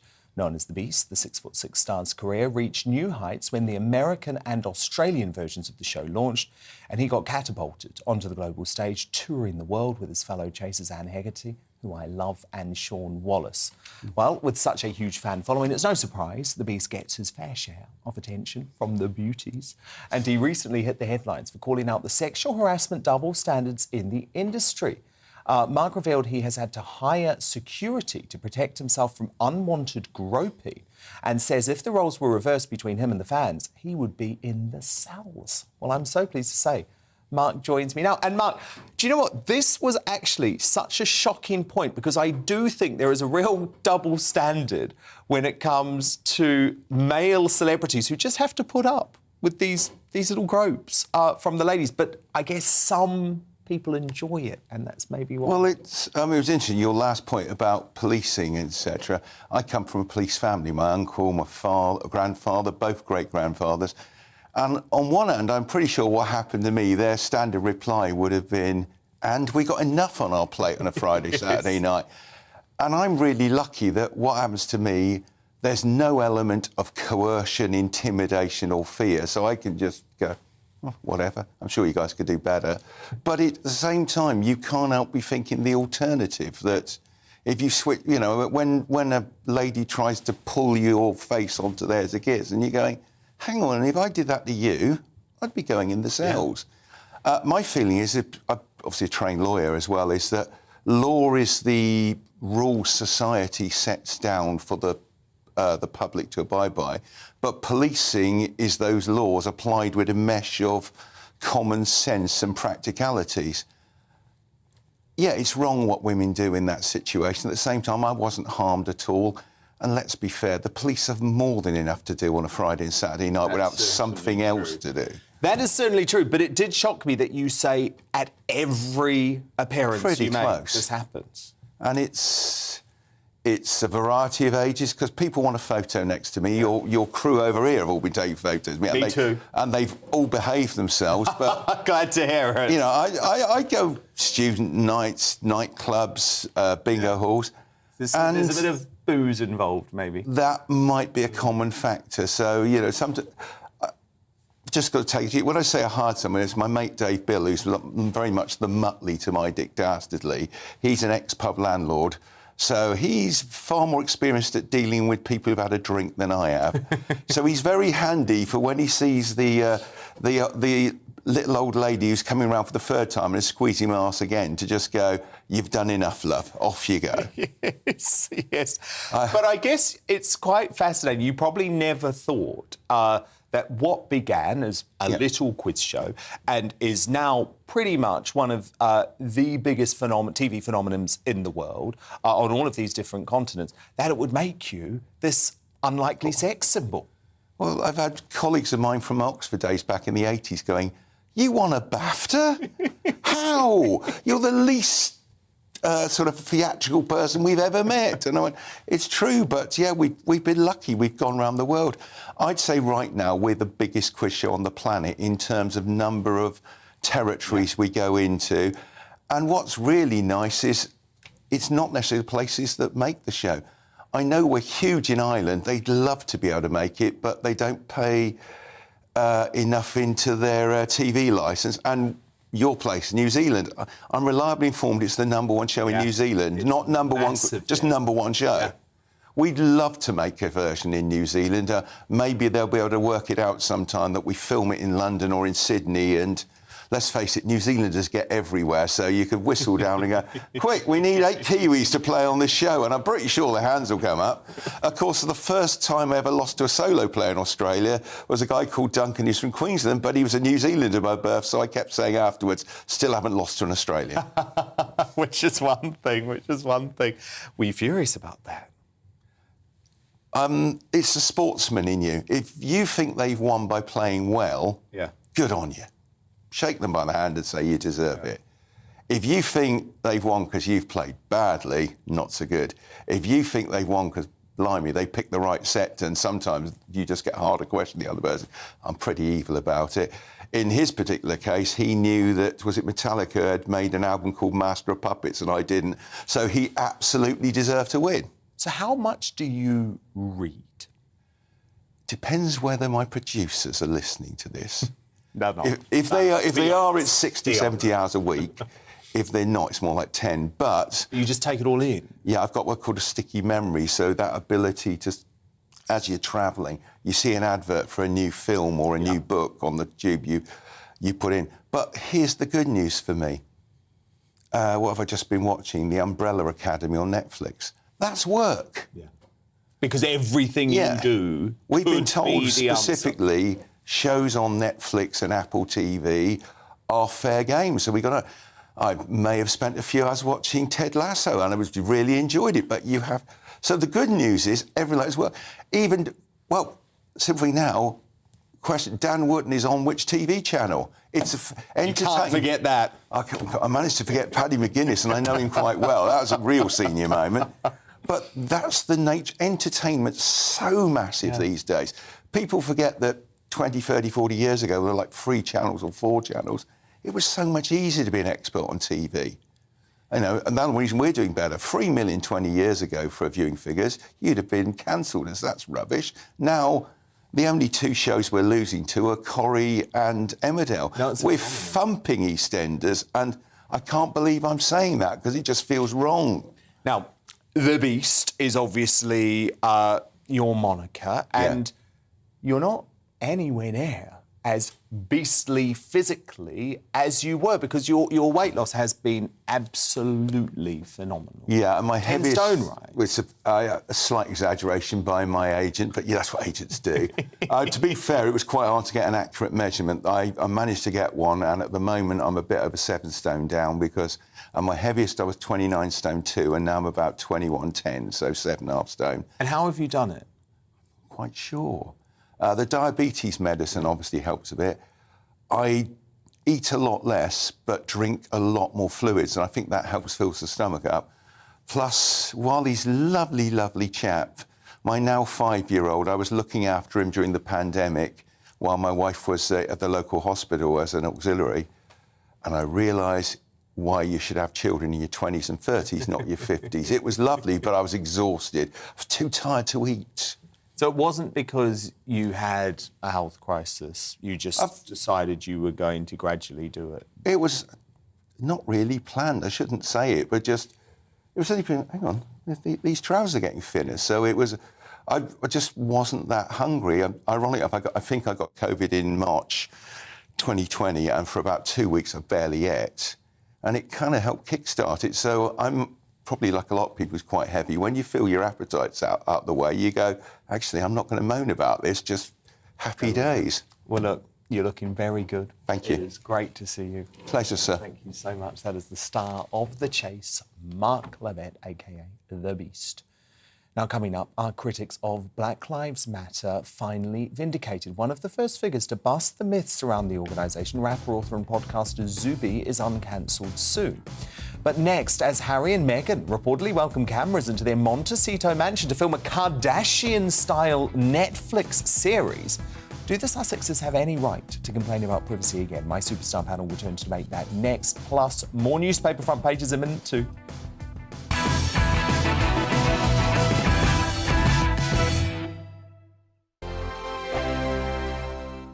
Every morning from 6 o'clock, we'll wake you up with GB News Breakfast with all the stories you didn't know from the night before. So whether it's serious news, entertainment, or your own views from all over our great nation, we're here to kick off your day with a smile. The national media should be reflecting and reporting what's happening here. You will notice the northwestern accents.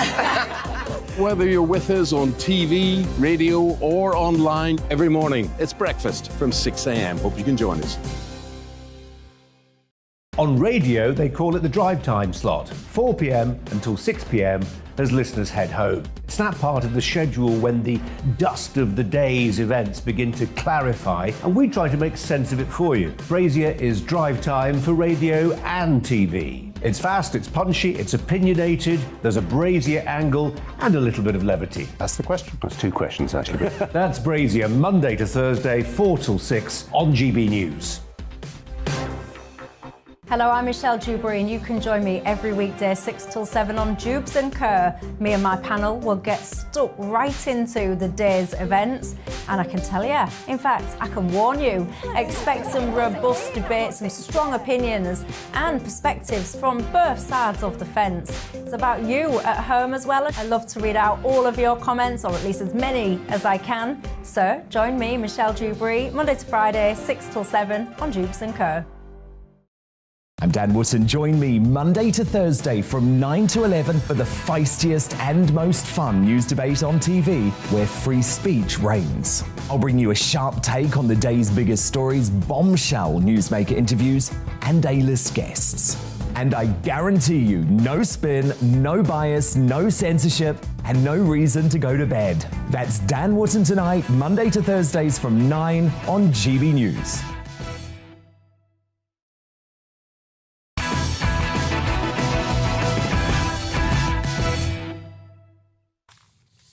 And let's return to tomorrow's news tonight now in our Media Buzz.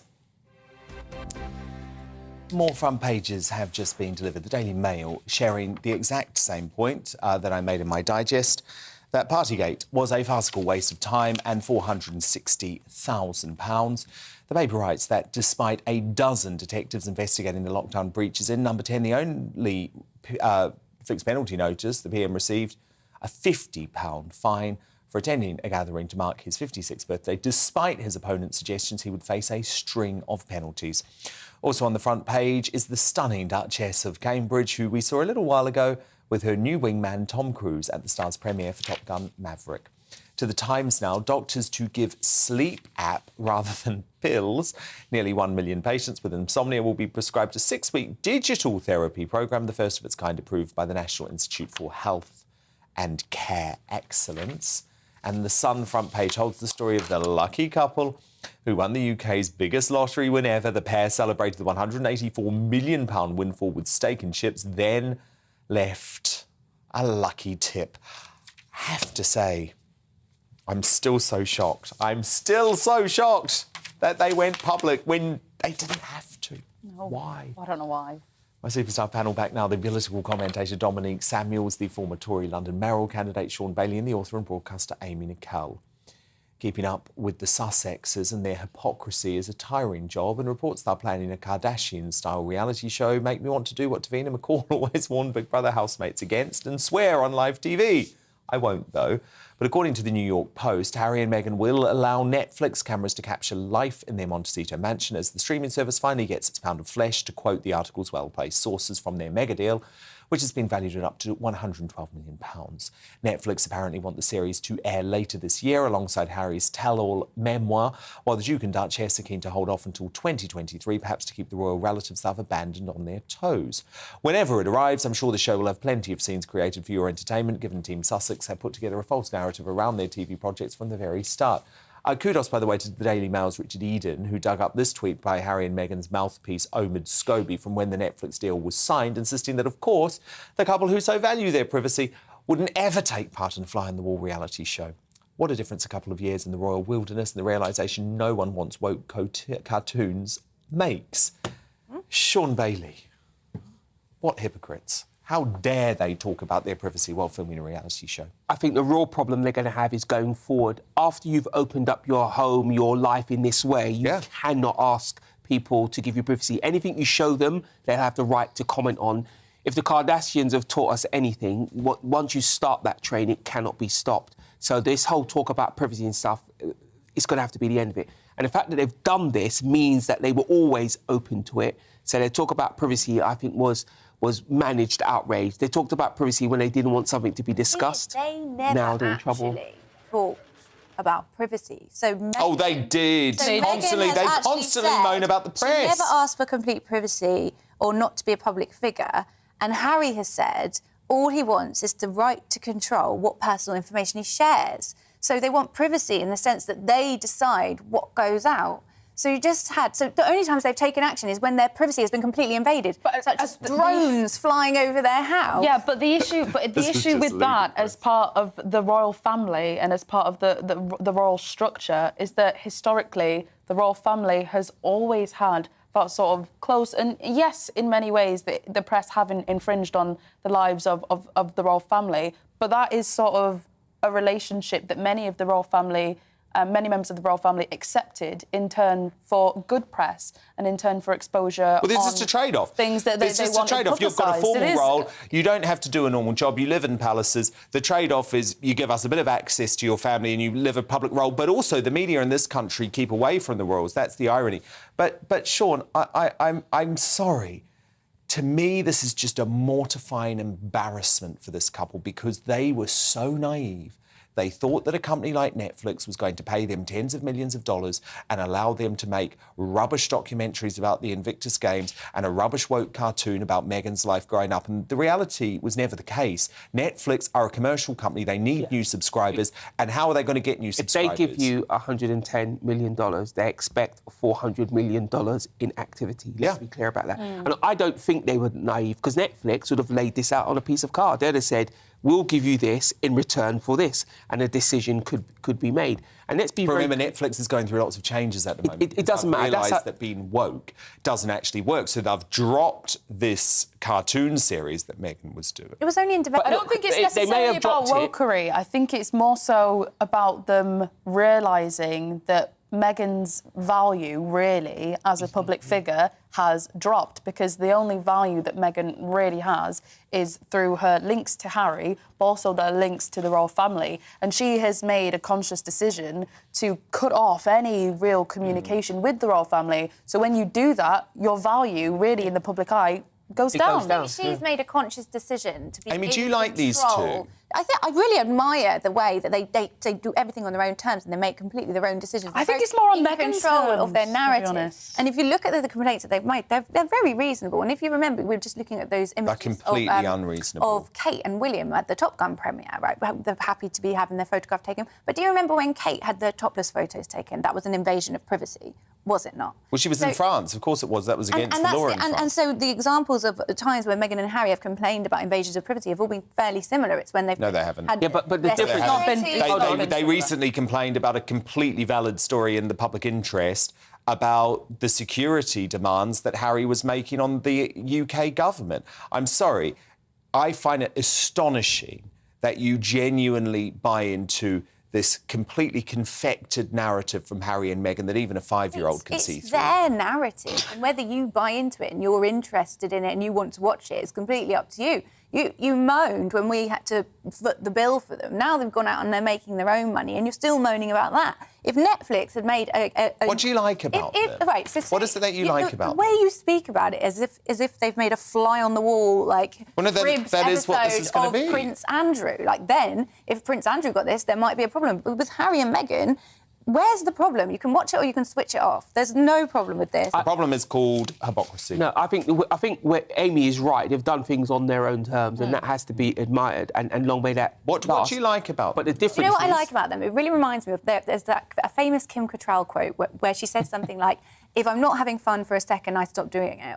And then I think that's how they live. Sean, they don't have fun. I think that's either. more the way the most miserable couple I've ever seen. The problem they've had, as royals, they would have had a higher level of privacy than they're going to have as fly on the wall. And let me tell easy you, pickings for Hollywood. well, yes, of course. And by the way, no one is having fun. No one is having fun she's having when they fun, spend but half I their don't life think he is. engaging lawyers to pick battles with media companies. That's not fun. Let me tell you, that is not fun. That's principled, though, and they stick to that. I think, but the problem is, I think this is more Meghan's crusade, and I did say, you know, I hate to be one of those people that blame it all on the woman, but I think this is more Meghan's issue, because I think that Harry recently, anyway, has made some signs that he does want to reconcile with his family a bit more, and I don't really think Meghan's interested. I think she's more interested let me in tell celebrity. you, these two have less principles than Kerry Katona and Daniela Westbrook combined.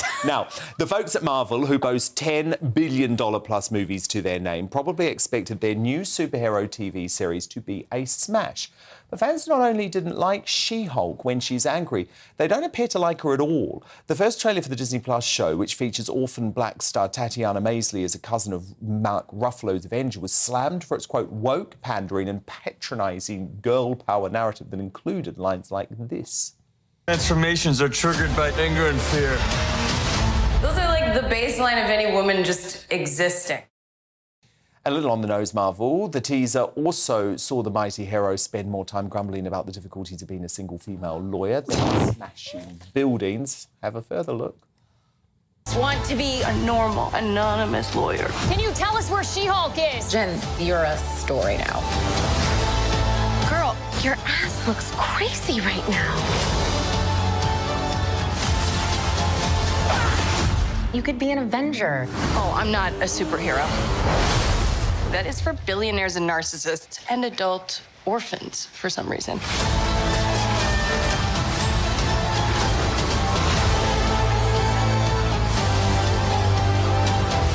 Is there anything more depressing than dating in your 30s? Yeah, this is the best date I've had in a while. Oh. Should we split some fries? Let's get those to go.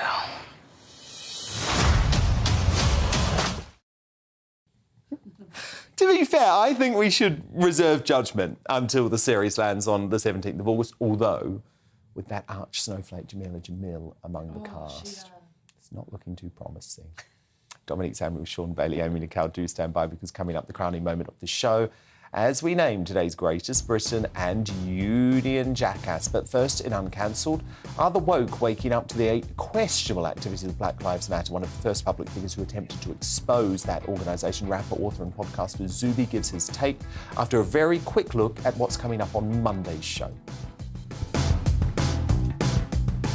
Coming up on Dan Wootton tonight, will the World Health Organization's chilling pandemic treaty have any real impact on battling future outbreaks? Top Oxford epidemiologist Professor Carl Hennigan delivers his professional verdict. Plus, as Black Lives Matter comes under fire for their dodgy finances, I hear from Nick Buckley, MBE, who was forced out of his own charity for criticising the organisation. Now he's demanding answers and an apology as to why he was sacrificed for speaking the truth. Also on hand, our positive Professor Carol Sikora, Neil Oliver, and my superstar panel, Daily Express columnist Carol Malone, senior reporter at the newspaper Benjamin Butterworth, and former Brexit Party MEP and political commentator Belinda DeLucy. That's Dan Wootton tonight, Monday to Thursday from 9 p.m. till 11 p.m. on GBNews. But it's time now for Uncancelled. And this is where Britain's top commentators speak out on controversial issues without the fear of the cancel culture sweeping the rest of the media.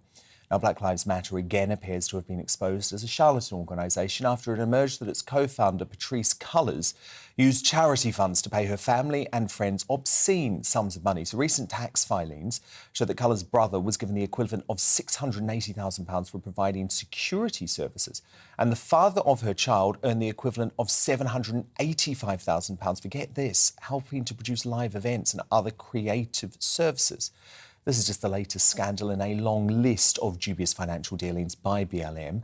However, until recently, anyone who raised concerns about the integrity of the foundation was castigated, silenced, and often accused of being racist.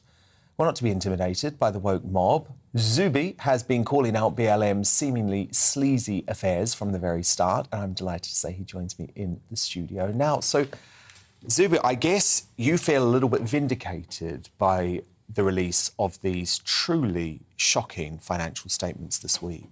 Yeah, I mean, it's appalling.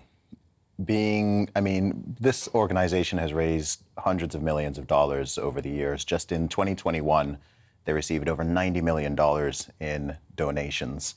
With that, they've bought at least 4 multi-million-dollar properties, including 2 mansions to the tune of over $6 million each. They've invested over $32 million in stocks. They are currently holding about $42 million worth of assets. As you've said, hundreds of thousands and millions have been given to family members, brothers, cousins, and so on.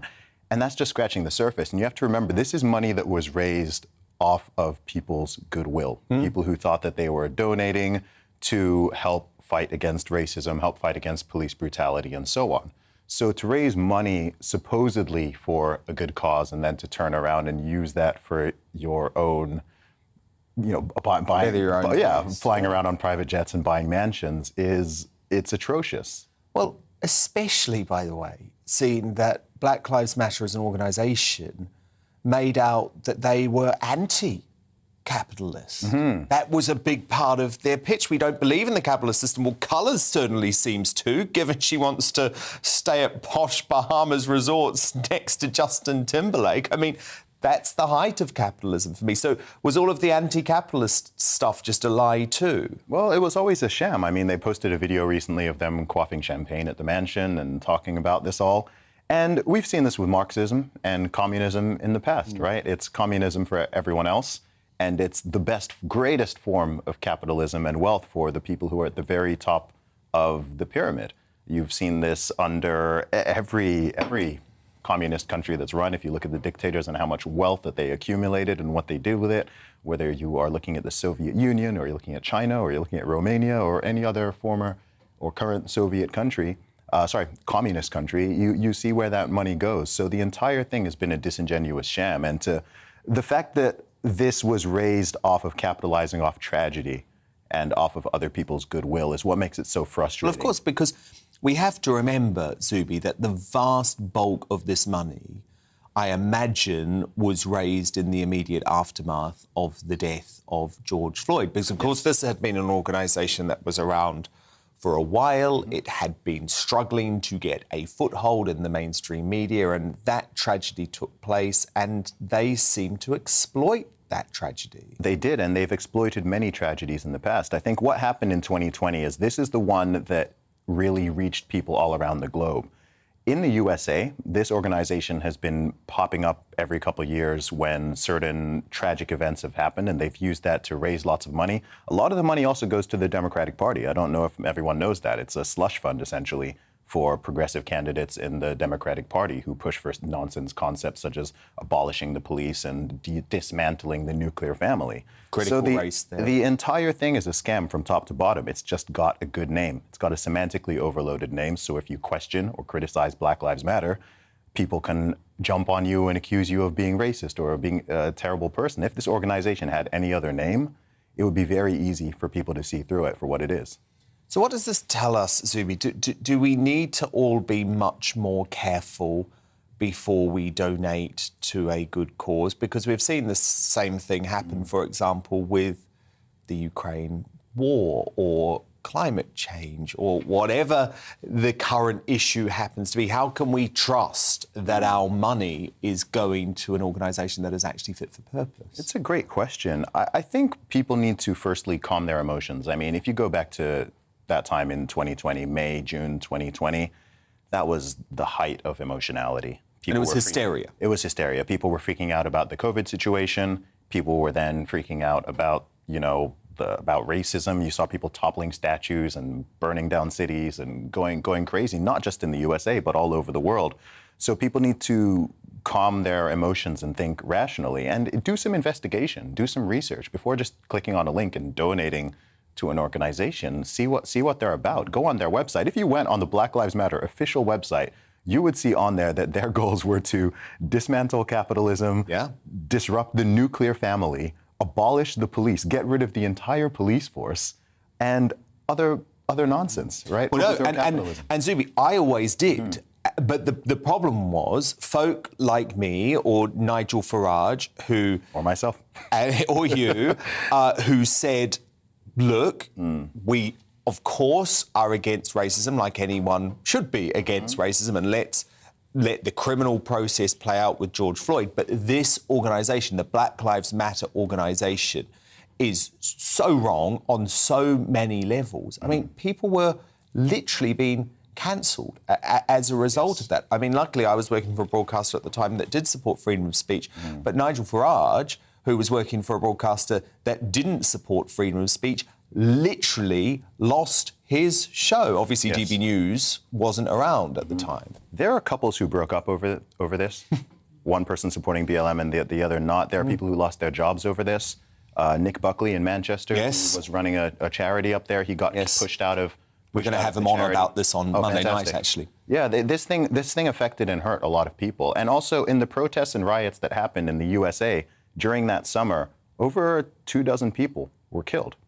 So you have to remember this started from the death of one person, and then it led to 20-something more deaths in the aftermath. And people just glossed over that like it was okay because people are angry at racism. And if you care about Black lives, how are you going to go into Black neighborhoods and destroy property, burn and loot businesses, and kill people? Well, what I think is particularly appalling with BLM and this particular case is the way that they weaponise the use of the term racist, because one of the journalists who exposed all of these dodgy financial dealings for New York magazine was accused of the organisation of racism. Thankfully for him, he was black, so he was able to say, you're completely crazy. But the point is, what if he wasn't? Yeah, and this weaponization of terms like racism. You see the same with sexism and transphobia, and homophobia, and so on. White supremacy, even.